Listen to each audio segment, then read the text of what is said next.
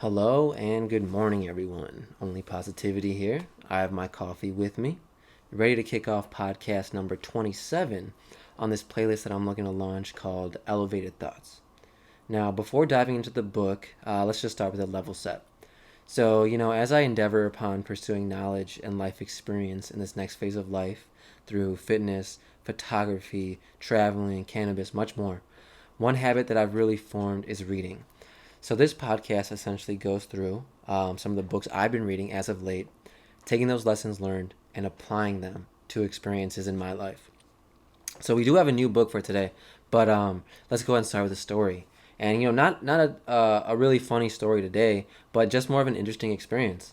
So this story actually took place when I was on the Amtrak. So I was headed from Chicago to Kansas City to visit some people, and back when I was pinching pennies, I guess I was a little bit more cost effective in the way I did things.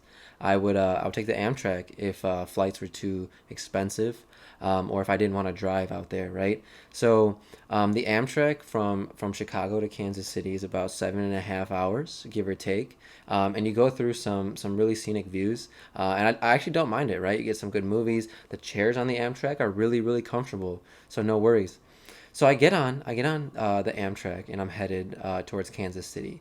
And after a few stops, right, this guy gets on, and it's always assigned seating on the Amtrak. So this guy gets on, Middle Eastern guy, right? So I was in my early 20s at the time. This guy, I would say, was probably in his mid 40s. So, Middle Eastern guy, right? Little guy, has a beard, black, really jet black hair. He sits down. He's like, "Hello, bro. How's it going?" Like one of those type of guys. If that paints a clear picture for you. So he's sitting next to me. We're not talking. I'm watching a movie for the first few hours, and so as nightfall hits, the bright screen of my laptop is just hurting my eyes. So I close up my laptop, put it in my backpack, and I'm just sitting listening to some music at this point. Apologies, my voice just cracked.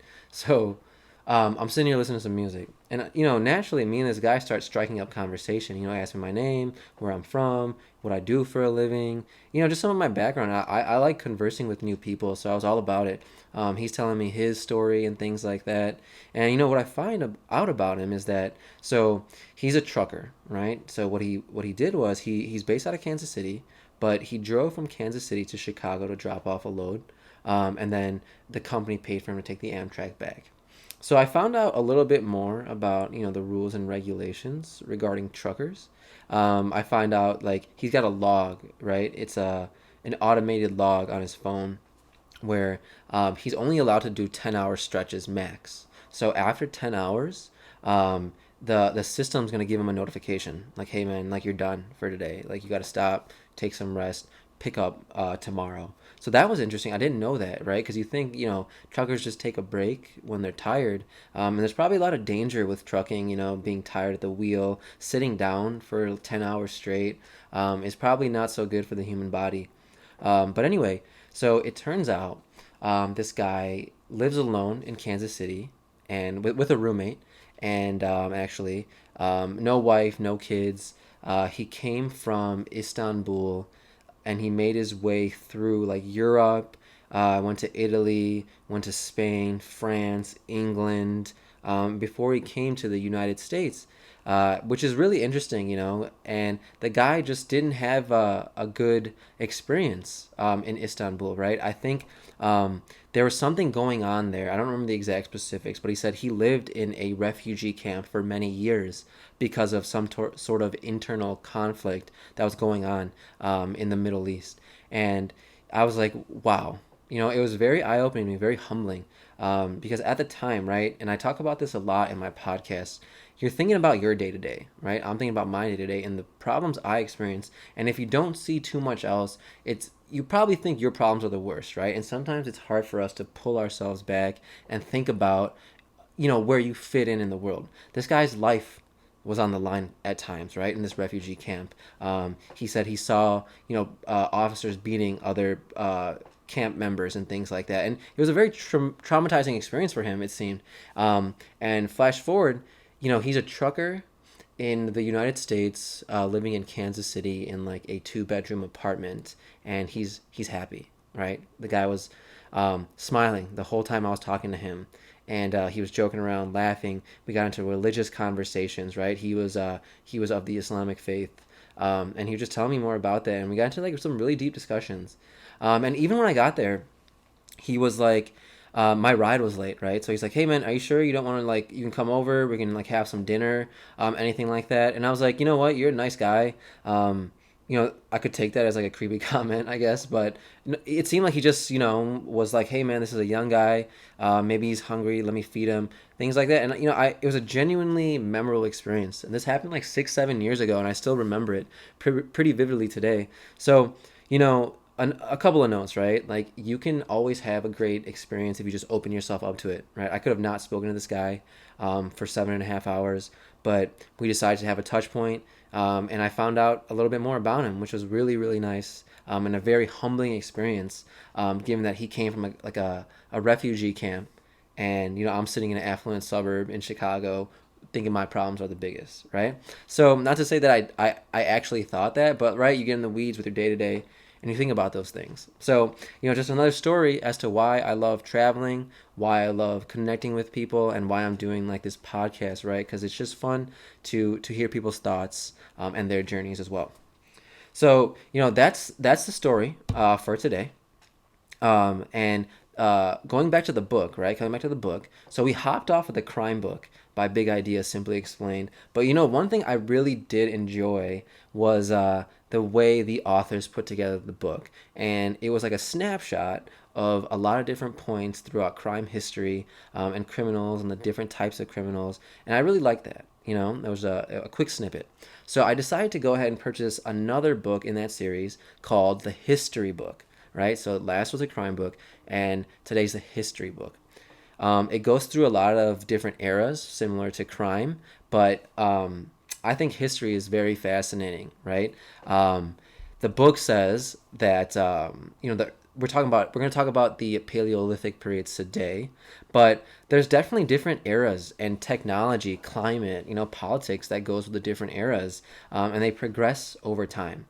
But what we do see is a lot of similar themes. And the themes I'm seeing with all the different eras, and we'll go through it, it seems like a leader comes to light through a lot of turmoil, right? Provide some prosperity, a brief moment of light in a dark era.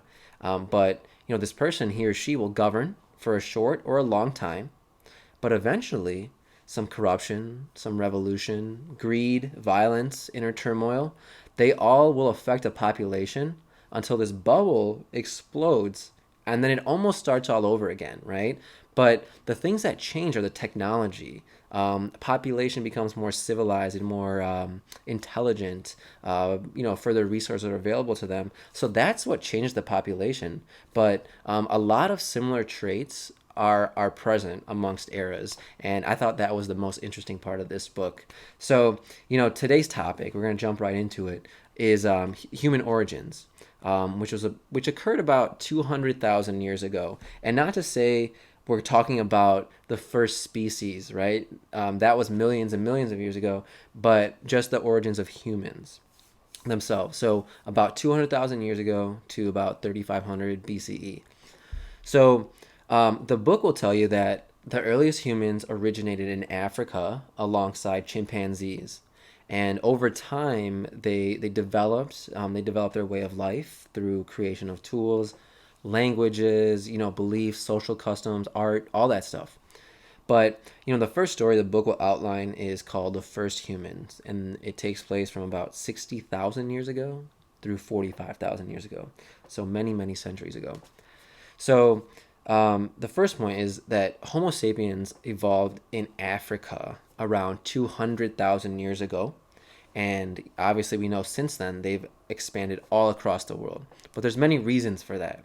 So like I said, we're not talking about the first humans or anything like that. We're talking about the first Homo sapiens as well and their journey. And obviously we evolved from Homo sapiens.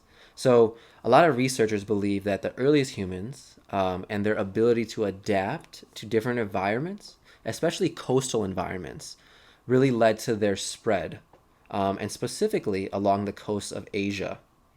So for hundreds of thousands of years, you see human beings, Homo sapiens, being resilient and able to survive. Okay, we see signs of early colonization in Australia 45,000 years ago. So the ability to be resilient, like I was saying, is a common trait of Homo sapiens. So what's interesting around this time too, right, is like there are other types of species, other types of human-like species out there. It wasn't just Homo sapiens. There was Neanderthals, which was about 250,000 years prior to human beings or Homo sapiens.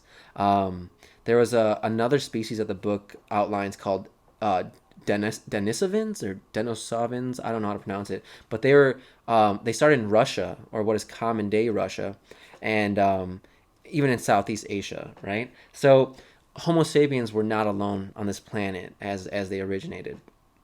So my thought was, how crazy would it have been to not only live alongside animals that you and I have never personally seen, like mammoths and saber-toothed tigers and things like that, but as well as other types of humans, right? Imagine like how confusing that was to a Homo sapien, back in the day.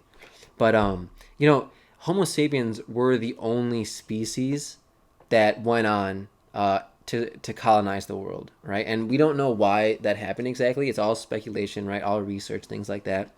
But another interesting point is that there was actually a land bridge that connected Russia and Alaska.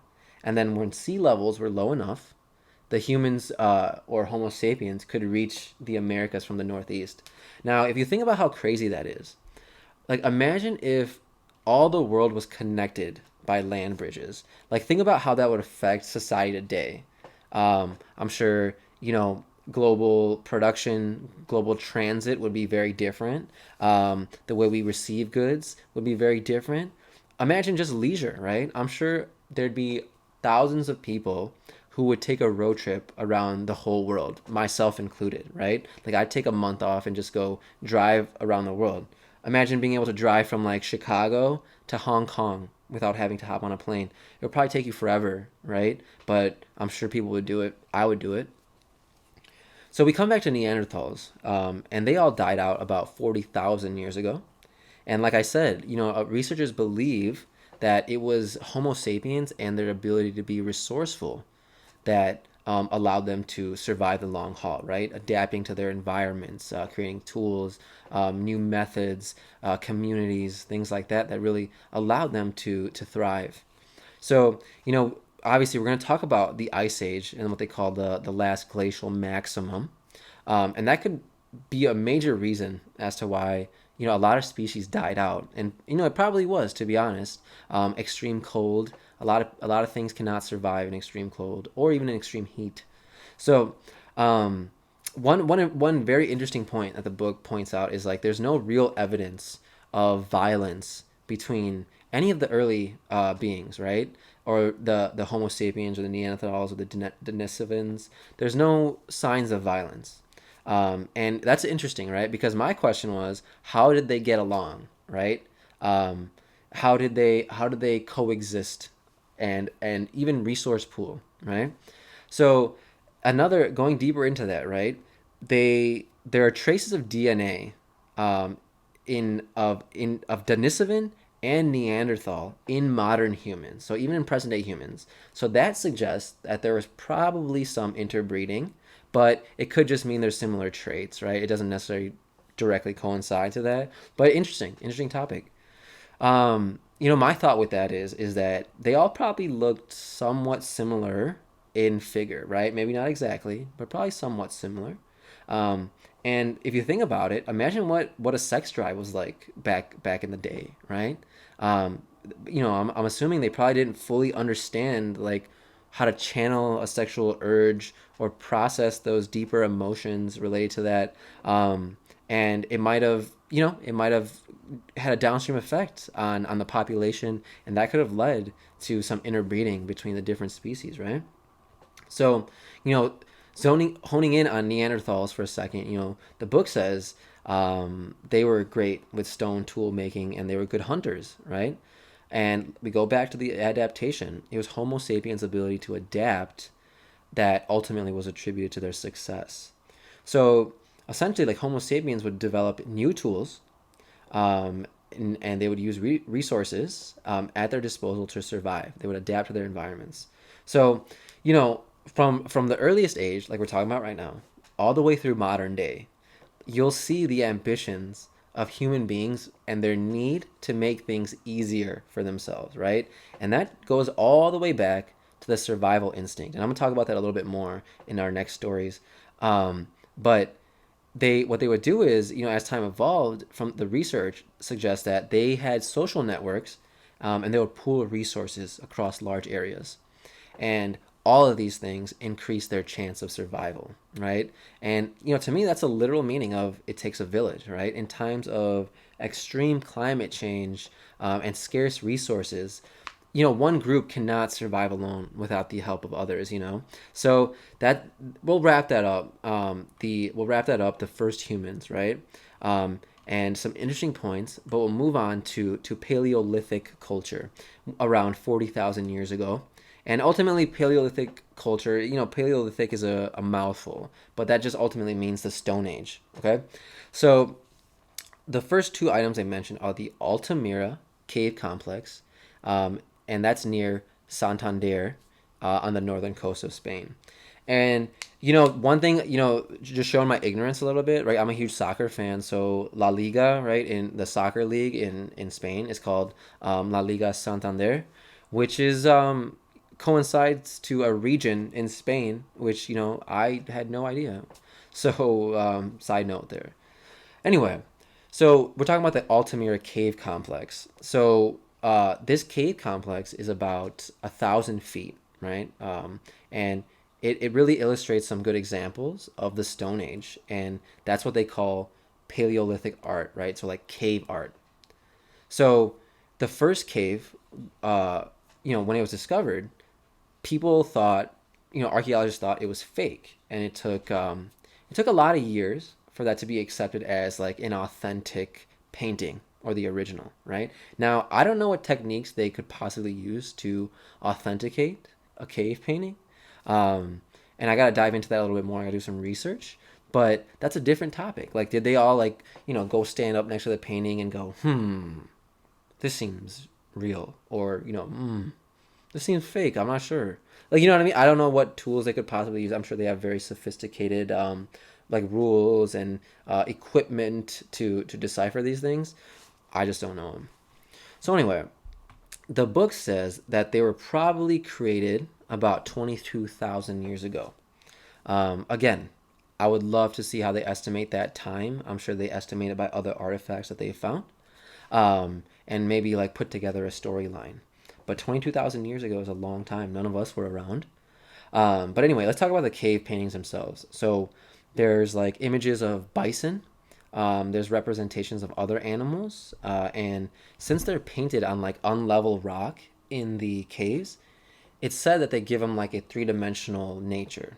And that's super trippy, right? And I wonder if when they painted those originally, would they have known that this was the purpose behind it? Like, we're going to create a 3D image that kind of looks like a bison as well. And that goes to show some deeper cognitive ability, even for the earliest of humans. So, really interesting points there.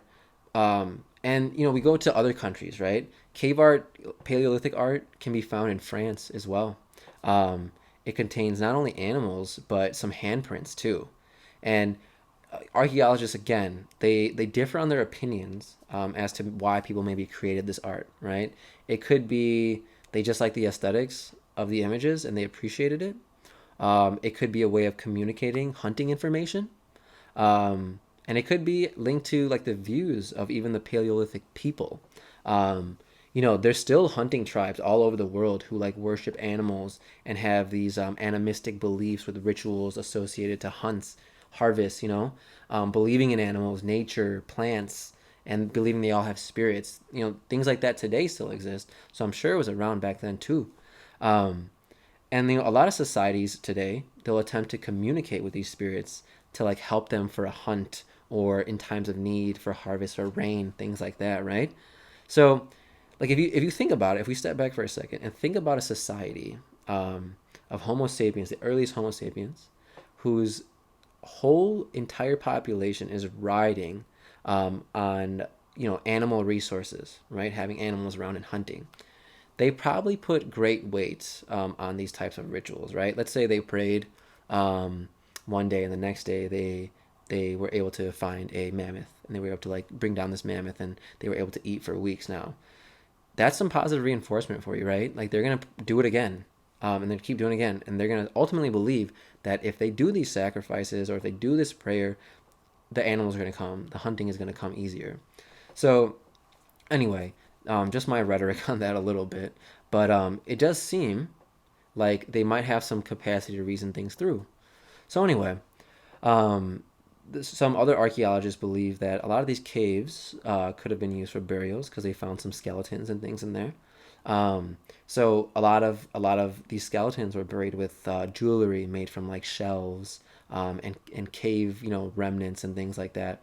And we saw these with Egyptians too, right? In pyramids, they would bury their valuable items with them to take in the afterlife. So we see some notion of an afterlife here, right? They find spears made from like mammoth ivory, like their tusks, right? And this special treatment during death could suggest some sort of like hierarchy and like status distinctions amongst people, right? Like we have the hunters, the gatherers, the leader of the tribe, things like that. Most of these artifacts are found in France and Spain, and that's what the book says. But they could also be just marking their territory, right? Like they're painting in caves, and they're like, "Hey, look, this is my area. Back off. Don't be coming in here." So, if you think about the present day, right? Bring that forward to modern day. Look at football teams, right? They use different symbols. Each state has its own symbol. That's a form of it, right? Like we have our own symbols for the way we represent things and whatnot. So a little bit of Paleolithic themes in there. So we talk about the Ice Age a little bit, right? So there's no like monuments built, or there's no sort of I don't know. There's no monument to suggest that they lived anywhere or they had any real shelter, and they most likely just moved around a whole bunch, and they probably followed herds of animals for their hunting. I don't know. They probably migrated with the seasons too, most likely. But anyway, so we go forward, and archaeologists they also suggest that tribes might have hunted together when resources were plentiful, right? So like let's say one tribe is the one that chases the animal, and another is waiting, across the plain while we funnel this animal right towards that other tribe, right? The only way for survival during harsh climate is to work together. And talk about hunting technology evolving over time. Hunter gatherers probably spent so much time perfecting their craft, and a significant amount of time on their hunting tools, because at that point, right, it was ultimately life or death if they couldn't catch any food. So some of the first technologies were stone tips, right, like spearheads, and they're sharp enough to penetrate if they threw it at a target. The weapons were decorated with maybe drawings of the animal they were trying to hunt, right, in hopes that the spirit would help them land that animal and feed their families. But you see needles and bone marrow and bone awls being found by archaeologists, and that also suggests that hunter gatherers could have been using animal skins to make warm clothes. And my whole thought with that is, right, it's cool, right, it's all good, but my whole thing was like, how do they figure out that they need to eat, right? Were they like, were they sitting there and they were saying, okay, like, were they sitting there one day and did they ever say, oh, I'm hungry, like, I'm gonna go eat that thing? Or was it, what signified that it was okay to eat an animal back in the day? Did they know they had to skin it and remove the hair, or did they eat the hair of the animal too? Like the modern human can't digest hair, or did they just walk up and maybe like take a bite out of like a mammoth and just straight up eat it? And things like that. How do they figure that things out? Like maybe years and years of trial and error. How was the first fire created? Like, were they sitting around like rubbing two sticks together the whole time, or did like lightning strike a field, and maybe they brought a log over and kept the fire going?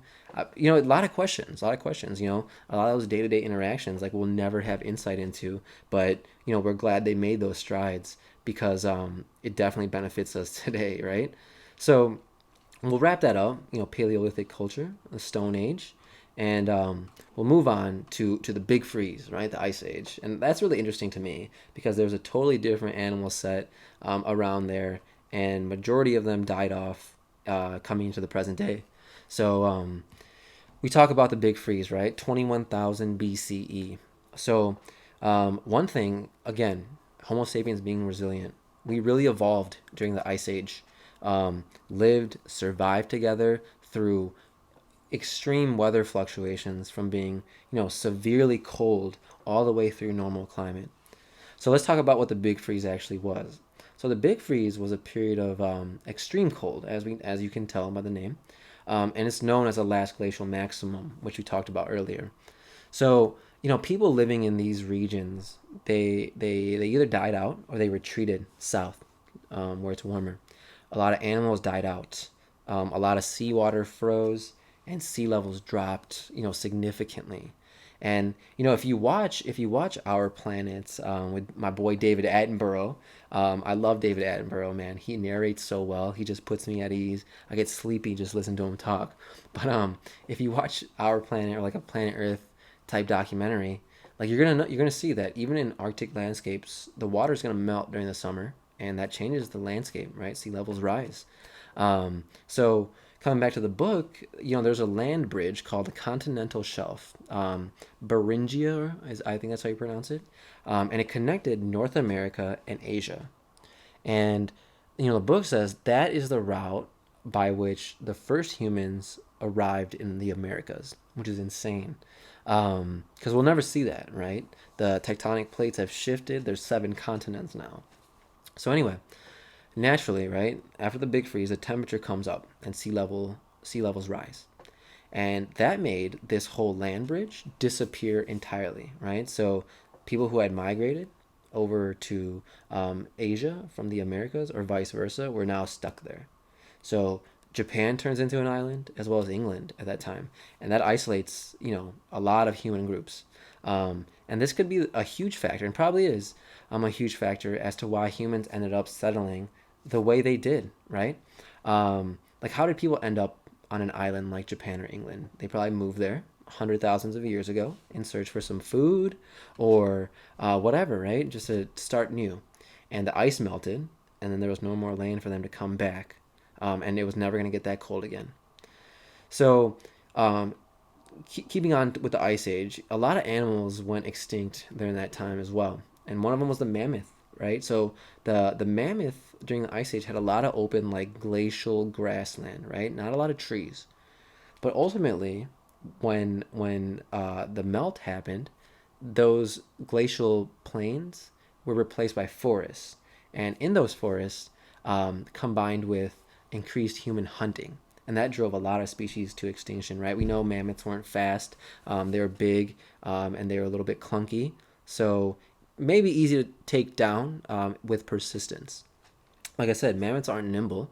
They probably couldn't maneuver through trees or rugged landscapes in a forest, and that probably made a mammoth more vulnerable to hunters, chugging through a forest. And then ultimately, after this mammoth died, all the Ice Age specific animals died out. Human diet's going to change too, right? To forest animals such as like deer, boar, rabbits, and they switched over to more aquatic food as well, like salmon, seals, shellfish.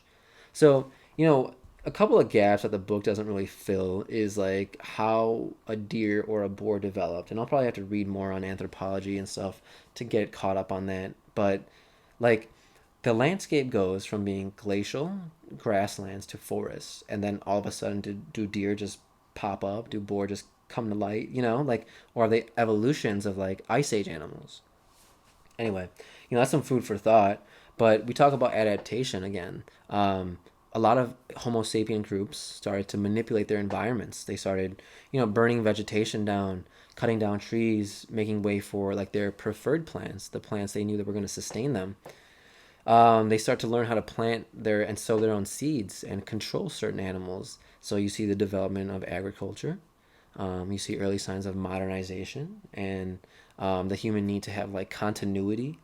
And obviously, right, like this behavior is going to have an impact on the environment. It goes from being open hunter gatherer to more of a controlled agricultural environment.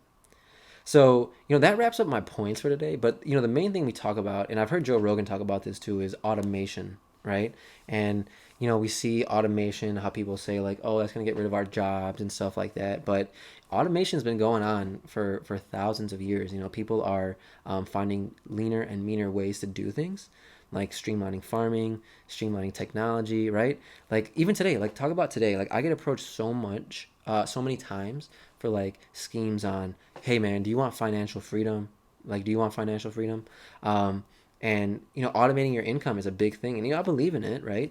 And so like the whole point of it is like, so you don't have to rent out your time, you don't have to individually contribute to a company or rent out your time to a company, as opposed to setting up an income stream and then just collecting money, right? But we can see this relate all the way back to the earliest human beings and their need for survival, their need for safety, and things like that. So that wraps up. That wraps up today. I hope you guys are enjoying the podcast. I know I'm going through some more dense material, but I'm hoping to make it a little bit more fun. Like I said, I grew up like learning about these things, but I never enjoyed it. So now I'm going back through it and I'm enjoying it, and I hope you guys are too. But like I said, feel free to leave me any feedback, and remember, only positivity. Thanks, guys.